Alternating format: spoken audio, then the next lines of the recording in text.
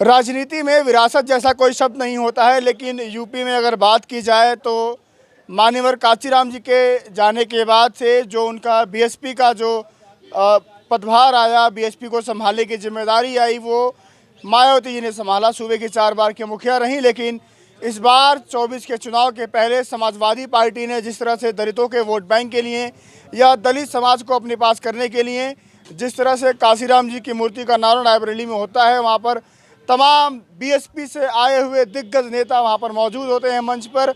वहाँ से पूरे यूपी में सियासी खलबली मच जाती है कि क्या इस बार समाजवादी पार्टी अपना जो कोर वोट बैंक है एमवाई समीकरण के साथ साथ क्या दलित वोट बैंक को अपने साथ लेकर जाएगा।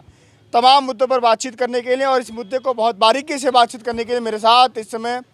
राजनीति के बिल्कुल कह सकते हैं कि माहिर जानकार, माहिर खिलाड़ी मेरे साथ लोटन राम निषाद जी हैं। बहुत बहुत स्वागत है आप। धन्यवाद आपके चैनल को। सवाल सबसे पहले यही है कि कांशीराम जी किसके हैं? कांशीराम जी क्या अखिलेश के हैं, मायावती जी के हैं, बीजेपी के हैं, किसके हैं कांशीराम जी? देखिए, मान्यवर कांशीराम देश में एक ऐसे नेता के रूप में पैदा हुए जो सच में देखा जाए, अगर बहुजन की जो बात की जाती है तो बहुजन की परिभाषा को सही रूप देने का काम मान्यवर कांशीराम जी ने जो है गांव-गांव, गली-गली जो है साइकिल के द्वारा घूम करके किए थे। और देश के सच्चे जो है बहुजनवादी नेतृत्वकर्ता कह दीजिए, नेता कह दीजिए, उनके मार्गदर्शक कह दीजिए, तो मान्यवर कांशीराम रहे हैं। और हमको तो बड़ी प्रसन्नता उस दिन हुई जब स्वामी प्रसाद मौर्य जी अपने फार्मेसी कॉलेज में जो है मान्यवर कांशीराम जी की प्रतिभा के अनावरण के लिए उत्तर प्रदेश के जनप्रिय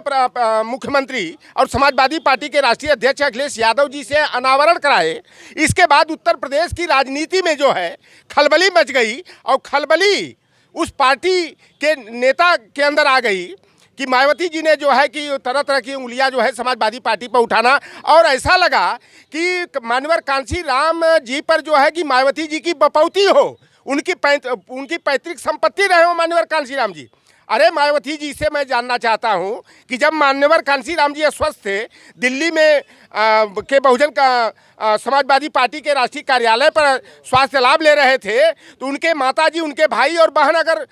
मान्यवर कांशीराम जी से मिलने का प्रयास कर रहे थे तो मायावती जी जो है कि उनसे मिलने से क्यों रोकने का काम किया? और मान्यवर कांशीराम जी जो घूट घूट करके मरे हैं,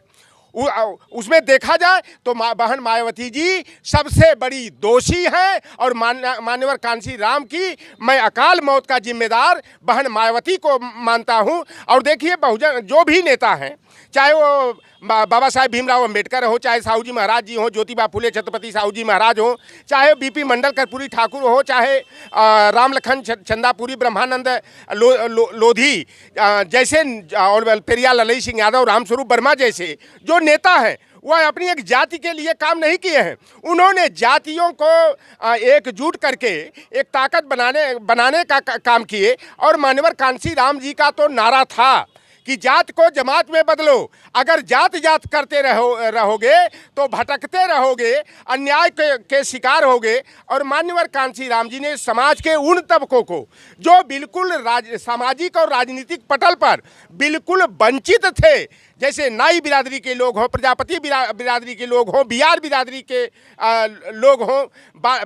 वाल्मीकि हों, कोरी हों, इन तबकों को जो है मान्यवर कांशीराम जी ने जो है राजनीति में सम्मानजनक स्थान दिलाने का काम किया है। और मान्यवर कांशीराम को किसी राजनीतिक दल की जो है विरासत अगर कहा जाए तो उनके कद के साथ जो है कि गलत कार्य कहा जाएगा, मान्यवर कांशीराम जी का जो है कि अपमान माना जाएगा। और बहन मायावती जी, चाहे उनके भतीजे आनंद ने जिस तरह की टिप्पणी मान्यवर कांशीराम जी को लेकर के अखिलेश यादव जी पर, स्वामी प्रसाद मौर्य पर किया है, यह उनकी बौखलाहट का परिचय है। क्योंकि बहुजन समाज पार्टी जो है आज की डेट में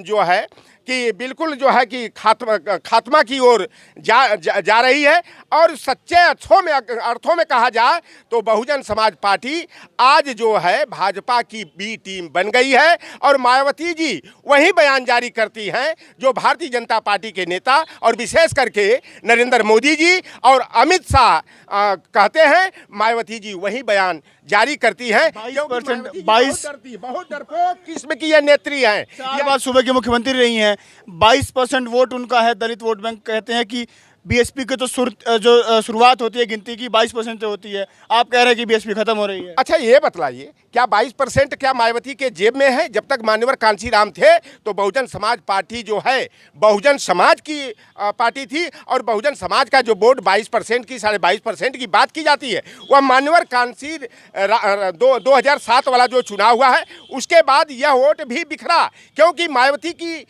नीतियों में परिवर्तन आया। बहुजन समाज को उन्होंने एक जाति में बदलने का काम किया, और सतीश चंद्र मिश्रा के मार्गदर्शन में मायावती चलते हुए बहुजन समाज को खंड खंड में बांट करके उनकी जो राजनीतिक अस्मिता थी उसको जो है कि खंडित करने का, अपमानित करने का मायावती जी काम किए। क्योंकि मायावती जी को बहुत ही डरपोक किस्म की है, वह जेल जाने से डरती हैं, जन आंदोलनों में शरीक होने से डरती हैं, और मायावती जी की जो यह बौखलाहट है, यह लग रहा है कि अब जो भी वोट बैंक उनके पास कुछ बचा है वह भी कहीं जो है समाजवादी पार्टी जैसे आज की डेट में उत्तर प्रदेश में, और हम तो कहते हैं कि देश में उत्तर प्रदेश सबसे बड़ा सूबा है, और सबसे बड़ी उत्तर प्रदेश की प्रतिपक्ष की पार्टी जो माननीय नेता पूजनीय नेताजी ने जो है पिछड़े दलित वंचित अकलियत हो, पसमानदा हो, किसान हो, मजदूर हो, उनके स्वाभिमान को जगाने का काम किया, उनको एकजुट होकर के सामाजिक न्याय की परिभाषा को सच्चे अर्थों में परिभाषित करने का काम किया। आज मैं कहता हूँ लोहार का, कुहार का, सोनार का, तेली का, तमोली का, बरई का, बारी का हो चाहे चमार पासी दरकार का, बसफोर का, डोम का, नट का, अगर बेटे बेटियां अगर मेयर बनते हैं, सभासद बनते हैं, पार्षद बनते हैं, ब्लॉक प्रमुख बनते हैं, प्रधान बनते हैं, बीडीसी के मेंबर बनते हैं, तो यह माननीय नेता जी का योगदान है। और नेताजी ने इन तमाम वंचित वर्गों को जो कुर्सी पर बैठ करके सम्मान से जीने का अधिकार दिलाया है, पूजनीय नेताजी मुलायम सिंह यादव जी की जो अहम भूमिका रही है उसको नकारा नहीं जा सकता। और जब तक लोकतंत्र है, माननीय नेताजी का योगदान, जो बाबा साहेब का सपना था उसको साकार करने का काम किए, उसके लिए याद किए जाएंगे। अच्छा, लगातार बातचीत हो रही है, समाजवादी पार्टी कह रही है, विपक्ष के लोग कह रहे हैं कि संविधान खतरे में है, आरक्षण खतरे में है,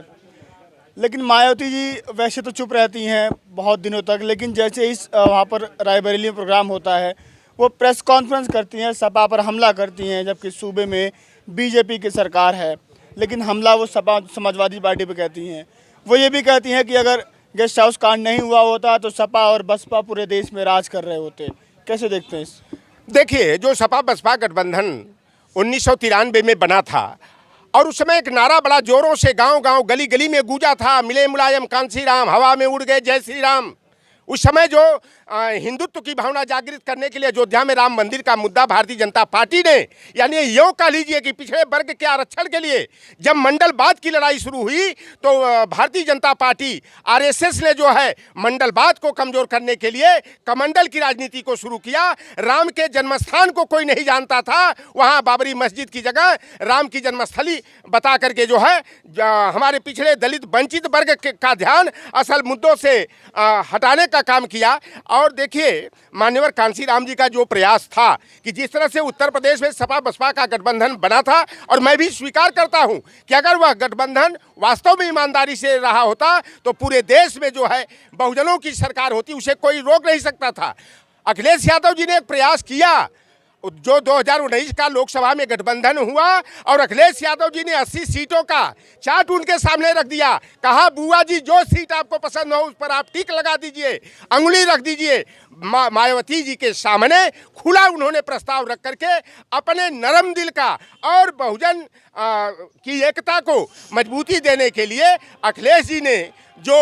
एक अच्छे नेता का परिचय दिए। लेकिन भारतीय जनता पार्टी वाले बार बार चिल्लाते थे कि जिस दिन चुनाव का परिणाम आएगा तो सपा और बसपा के नेता अलग अलग प्रेस कॉन्फ्रेंस करते हुए दिखाई देंगे, और यह बात सच भी हुई कि जो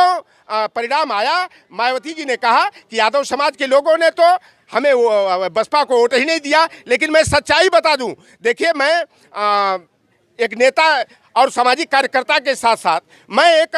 खोजी पत्रकार के रूप में काम करता हूं। मैंने अपने गांव और मोहल्ले में देखा, हमारे बलिया में जो है समाजवादी पार्टी को, चंदौली में समाजवादी पार्टी को सीट मिली थी, तो मैंने जो है अपने दलित भाइयों, विशेषकर जाटा और चमार भाइयों की मैं खुद बस्तियों में गया, हमने कहा कि कैसा जो है कि रुझान चल रही है, पार्टी की स्थिति क्या होगी, तो कहे कि यहाँ तो हाथी नहीं दिखाई दे रहा, हम लोग तो हाथी वाले हैं। तो हमने कहा गठबंधन है, हमारे गाजीपुर में अफजल अंसारी लड़ रहे हैं चुनाव, जौनपुर में जो है श्याम सिंह यादव चुनाव लड़ रहे हैं, वो हाथी पर लड़ रहे हैं, लेकिन यहाँ सपा से गठबंधन हुआ है। तो चंदौली में और बलिया में साइकिल वाली बटन दबाना है, तो यही कहते थे कि नहीं, हाथी पर जब बटन दबाए कोई तब हम जाइब और नहीं तो नहीं जाएंगे। और एक बात, ये बहन मायावती जी जो है ना, ये खिसियानी बिल्ली खम्हा नोचे वाली जो बार बार चरित्र उजागर करती हैं, यही विधानसभा का चुनाव था, बहन मायावती जी के प्रेस कॉन्फ्रेंस में कहा था कि समाजवादी पार्टी न जीते, इसलिए बहुजन समाज के लोग अगर बसपा हारने की स्थिति में हो तो वहाँ भारतीय जनता पार्टी को जिता देना। और मैं देखा अपने गांव, अपने बगल के गांव के कुछ हमारे जो दयादी टाइप हमारे चमटोली हैं, वहाँ के लोगों ने कहा, बहन जी ने कहा है कि सपा को जो हराता हो उसको वोट दे देना, क्योंकि हमारे यहाँ तो राजकुमार सिंह गौतम चुनाव जीतेंगे नहीं, ये तीसरे नंबर पर जा रहे हैं। अगर हम लोग तो उनको वोट दे करके देंगे तो समाजवादी पार्टी वाला जीत जाएगा। तो हमने कहा तब क्या करेंगे भाई, देखो तुम्हारी इज्जत आबरू के लिए यादव समाज का व्यक्ति लाठी डंडा लेके चला, हमारे गाँव के 4-4 यादवों का मर्डर हो गया दलितों के सम्मान की लड़ाई के लिए, तो आप किसको वोट दोगे? वही राजकुमार सिंह के गाँव में कोई चमार की हैसियत नहीं थी, यादव और बिंद मल्ला की हैसियत नहीं थी कि जमीन पर भी बैठ पाए। तो बताओ, जो सामंती रहा है, जो हमारे बाप दादा को, हमारे बड़े बुजुर्गों को सम्मान से खटिया पर कुर्सी पर बैठने की बात तो दूर हो, जमीन पर बैठने पर भी जूता से मारने का काम करते थे, उसी राजकुमार सिंह के गांव के लोग जो है कि जो जमींदार टाइप लोग थे, उनके घर से अगर कोई चमार गुजरता था, कोई पिछड़ी जाति का अहिर लोहार कुहार मल्लाह बिंद गुजरता था, तो जूता को हाथ में निकाल करके जाता था, साइकिल से उतर करके पैदल घसीटते हुए जाता था। उसको वोट क्यों दोगे? कहे बहन जी का आदेश है, इसलिए हम लोग यहाँ भारतीय जनता पार्टी को वोट देंगे। तो बहुजन समाज पार्टी वर्तमान समय में जो है वो अपने केवल ईडी और सीबीआई से बचाने के लिए जो अकूत धन, क्योंकि भाई मायावती जी जो है ना, दलित की बेटी नहीं है, दौलत की बेटी है, वहाँ तो अटैची जिसकी भारी होती है उसके हिसाब से वहाँ हिस्सेदारी और टिकट मिलता है। अच्छा, आखिरी सवाल, बसपा 24 में कितनी सीटें निकालने वाली हैं, क्या अनुमान है, कैसे देखते हैं कम शब्दों में? देखिए, जो 2024 का लोकसभा चुनाव होना है उसमें बसपा 0/0 रहेगी, कतई नहीं। अगर सपा से गठबंधन नहीं हुआ होता तो 2019 के चुनाव में जो है ना, दहाई में सीटें इन्होंने 10 जीत लिया, ये दहाई का अंक नहीं छू पाती। और निश्चित रूप से आप देखिएगा जब परिणाम 2024 का आएगा तो इनकी 0 सीटें रहेंगी, बसपा का बिल्कुल खात्मा हो जाएगा। चलिए, वर्ग जो है, जो बुद्धिजीवी दलित वर्ग है, उसकी चिंता लोकतंत्र और संविधान को बचाने की है। बाबा साहेब ने जो कठिन परिश्रम करके, तमाम कड़वे घूंट पी करके जिस संविधान की रचना किए थे, आज भारतीय जनता पार्टी लोकतंत्र और संविधान को मिटाने में लगी है। गुरु गोलवलकर की bunch of thoughts, we or our nationhood defined की नीतियों को लागू करने में जुटी हुई है और आरक्षण को पूरी तरह से निष्प्रभावी करने के काम में भारतीय जनता पार्टी जुटी है। इसलिए पढ़ा लिखा जो मायावती जिस पर अपना हक जताती हैं, चमार और जाटों पर, उस वर्ग का पढ़ा लिखा व्यक्ति जो होशियार और समझदार है, जो हक हिस्से की समझदारी रखता है, वह बहुजन को लात मारने के लिए